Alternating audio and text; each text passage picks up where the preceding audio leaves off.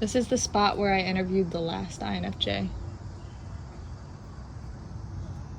Well, she was right here. I guess at first my advice was, if you feel stagnant in your life and like something like you just have to accept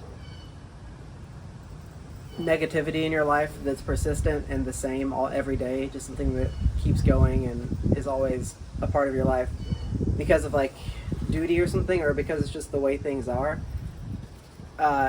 Change can be scary, but like is often easier than you think and very rewarding. So try to accept change with open arms. But I hesitate to say that now because I also think that, I don't know, it's subjective.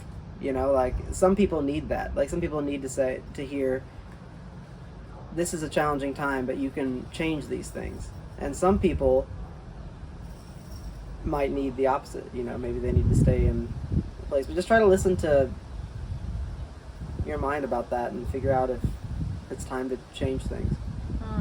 That's not good advice because it basically still just says make up your own mind about it. But I don't know. I just think that if you feel like it's time to change, then it is. Mm-hmm. So.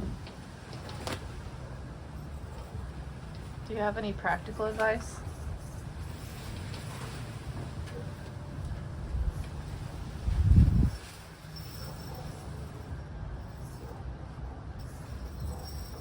Not really.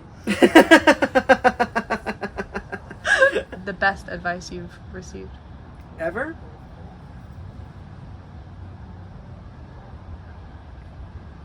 I don't know, it was more for me than for anybody else, and I think it's kind of funny, but it is something that I kind of keep in the back of my head.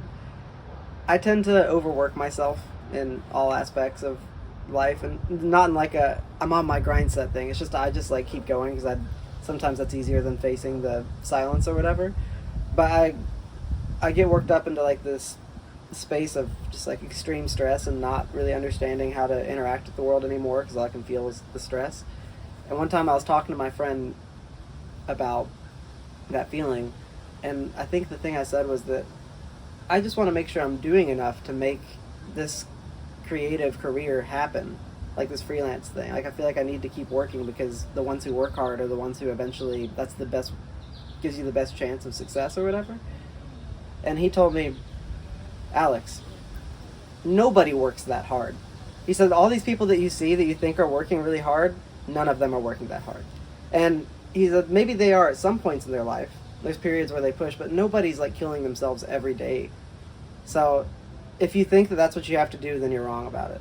I mean, it's kind of hard to like accept that advice in this country and like with the way that everything is all the time, but that helps me sometimes to think about that.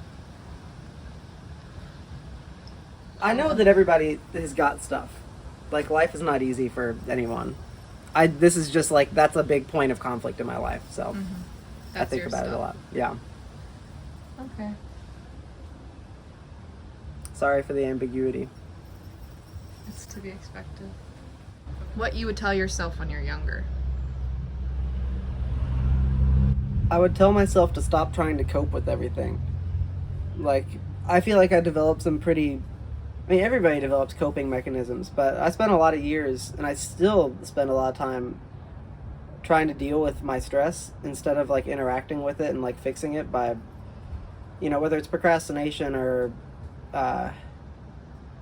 yeah, I mean, I often will procrastinate and throughout my life, just, like, simple, the little things, you know, like, this thing's coming up, I can't get it done in time, I need to reschedule it. So I won't do that, and then I'll end up just stressed and then having to reschedule it anyways. I think I would tell myself to listen to your stress and try to relieve it. I don't know. I feel like I've spent just like a lot of years in that kind of stress. 'Cause, I mean, younger me didn't really have a problem with relationships. He was just dumb and didn't know what he wanted from relationships. I've always had great friendships. The biggest challenge for me has been my relationship with... Your romantic relationships? No, my relationship with myself and like self-image within the world, I guess. Thanks for sharing. You're welcome. It's weird behind you. It looks really weird. On camera? Yeah, on camera. I don't know why. Bye. Bye.